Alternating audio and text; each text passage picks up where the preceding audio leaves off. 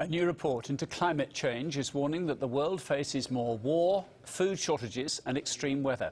In what's seen as the starkest warning yet, the study by the United Nations says every country will feel the damaging effects of climate change. Thousands of experts from more than 70 countries contributed to the research, which also suggests a large number of animal and marine species could become extinct. Our science correspondent Thomas Moore has the details. Our health, homes, food and safety are all under threat. No one will be untouched by climate change.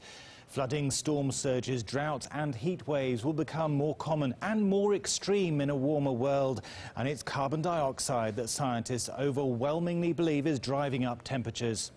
By the end of the century, even the most benign scenario predicts global warming of 1.5 degrees, but other scientific models warn the rise could be as much as 4.5 degrees. We're going to have to do two things if we're going to avoid the worst effects of climate change. We've got to mitigate, in other words, we've got to reduce our carbon emissions, and that's a global challenge. We're all in this together. And we've got to adapt, because some of the effects of climate change are already apparent. The report is the most comprehensive ever assessment of the impact of climate change. By 2050, water shortages are likely to be in parts of the world as rains dry up and rising seas contaminate fresh water. Food could also be affected. Heat and drought will reduce crop yields by as much as 25%.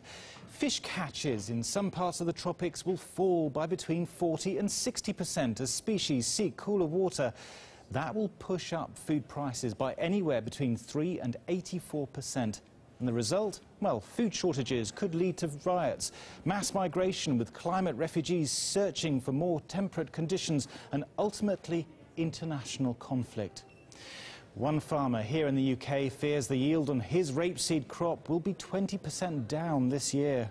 Climate change will, without a doubt, have an effect on the way that food is priced worldwide. It may not be the English grower who's directly responsible for that, but somewhere in the world there will be a problem with growing a crop which will influence the global price of that commodity. But if human behaviour and our CO2 emissions is the cause of climate change, are we prepared to alter our lifestyle and even pay green taxes in order to reduce or even reverse the impact? I think we really need to get a better quality of life, and unless you pay a little bit more, you're not going to get that. We couldn't live down here without a car. The public transport's pathetic, so it's really essential.